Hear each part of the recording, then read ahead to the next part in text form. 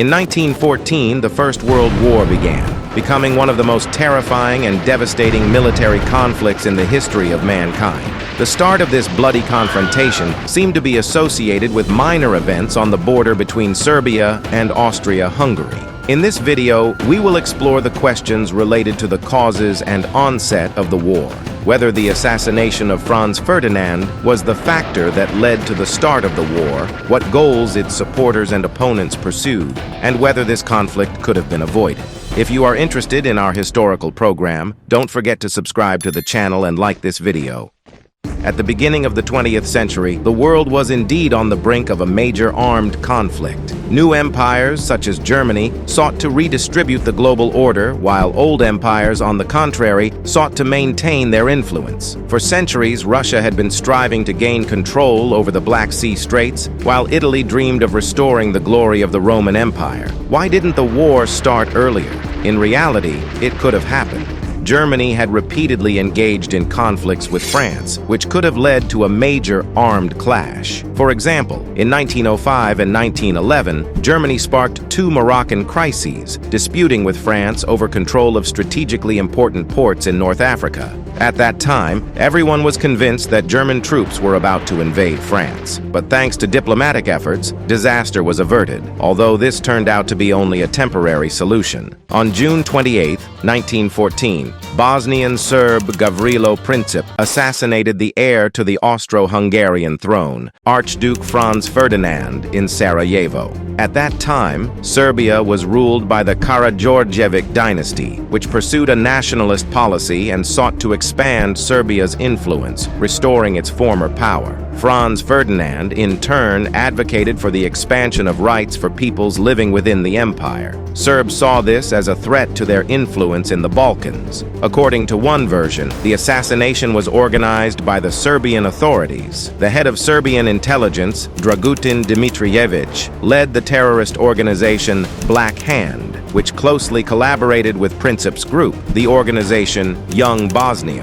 However, other historians believe that Serbia sought to avoid a potential war, and sending terrorists to assassinate the Archduke was not in its interest. The death of the heir to Austria-Hungary led to a profound diplomatic crisis. For a whole month, countries attempted to find some way out of the situation, but it became apparent to everyone that a peaceful resolution would not be forthcoming. By 1914, Europe was entangled in a web of alliances. Germany allied with Austria-Hungary, as well as Italy, within the framework of the Triple Alliance, which later became the Quadruple Alliance of the Central Powers. Russia, France, and Britain, on the other hand, formed the Entente. Additionally, Russia guaranteed the freedom and independence of Serbia. Austria-Hungary, in general, was not eager for war with Serbia, aware of the support from Russia. However, Germany, supporting Austria-Hungary, assured its allies that in case of any problems, it would provide full military support. In essence, Germany gave Austria a free hand to start the war. On July 23rd, an ultimatum was presented to Serbia, demanding compliance with 10 points, including the ban on nationalist newspapers and the arrest of suspects in the assassination. Serbia agreed to fulfill all points except one, allowing Austrian investigators onto its territory. This demand was seen as an encroachment on Serbian sovereignty and independence. Serbia refused to comply with the ultimatum, relying on Russia's support. Germany actively pressured Austria-Hungary, giving it security guarantees and pushing it to declare war on Serbia. This happened on July 28. On July 31st, Russia began mobilizing in accordance with its alliance obligations. Nicholas II sought to avoid this, realizing the consequences for millions of lives, but under pressure from advisors, he signed a decree for general mobilization. Germany reacted to this as a security threat and demanded the cessation of troop preparations. On August 1st, Germany declared war on Russia, and on August 3rd, on France. Thus, the First World War began. Germany, squeezed between France and Russia, realized that it couldn't sustain a long war on two fronts. Therefore, the Schlieffen Plan was developed, based on the assumption that Russia would take a long time to mobilize, while German troops could quickly and powerfully defeat the French and remove them from the war. Then, Russia, left without allies, would be defeated in the shortest possible time. The plan seemed reliable, but Russia managed to mobilize much faster than Germany expected, confusing the Germans and largely saving France from defeat.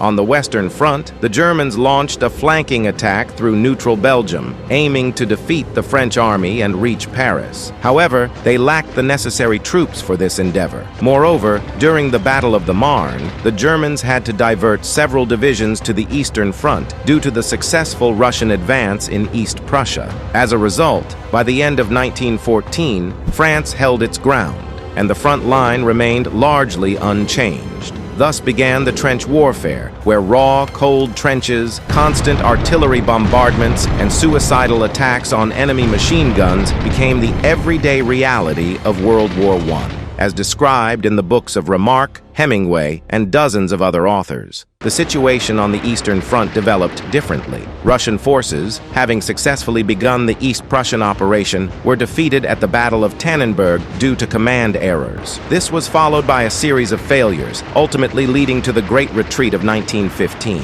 The Russian army retreated from vast territories, losing Galicia, Poland, and Lithuania. Many guns were left on the battlefield, and tens of thousands of soldiers either died or were captured. However, Russia was not completely defeated, and the front line stabilized. The war continued, and people realized that it would not end by Christmas, plunging into despair. At some point, a decision was even made to temporarily cease battles on the Western Front, and Christmas truces began. Soldiers fraternized, refused to fight, and even played football. But this idyll didn't last long. In 1915, the war took a new direction when Italy joined, but not where expected. The Italians sided with the Allies and launched an invasion into Austria-Hungary. The Italian front became one of the cruelest and most senseless directions of the war. World War I became the first war that relied so heavily on the mobilization of the people. Unregulated working days, food shortages, heating difficulties became the norm and lasted until the end of the war. On the Western Front, there were no significant changes. Both sides undertook suicidal attacks to capture just a few kilometers of scorched earth. The battles of Verdun and the Somme were the culmination of this blood-soaked carousel. The combined losses of both sides in each of these battles amounted to almost 1 million people, but the front remained static.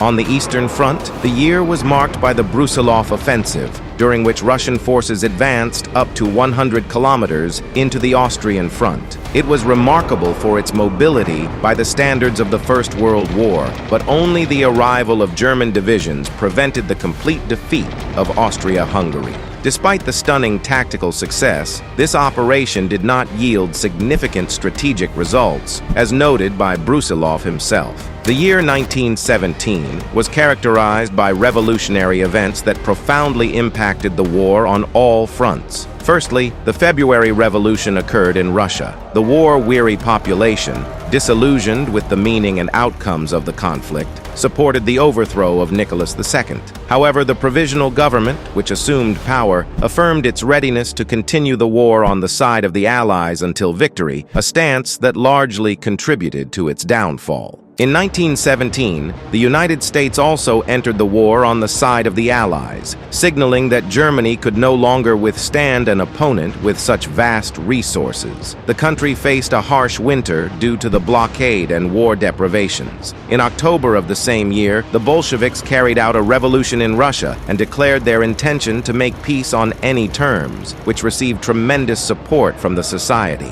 In March 1918, the Treaty of Brest-Litovsk was signed between Soviet Russia and the Central Powers. However, with the arrival of fresh American troops in Europe, it became evident that Germany was doomed to defeat. In November 1918, a revolution occurred in the country. The emperor abdicated, and the Social Democrats came to power, promptly concluding an armistice with the Allies. Ultimately, the Treaty of Versailles was signed, which recognized Germany as the primary culprit of the war. Germany lost territories, was not allowed to have an army, and was obligated to pay enormous reparations. This gave rise to the myth of the cruelty of Versailles. But it is hardly sufficient punishment for a country that initiated a horrific slaughter in the heart of Europe, during which hundreds of cities were turned to ruins and tens of millions of people perished or suffered. French Marshal Ferdinand Foch, upon learning about the terms of Versailles, remarked, "This is not peace, it is an armistice for 20 years." And he was proven right. The memory of the horrors of war did not prevent future tragedies.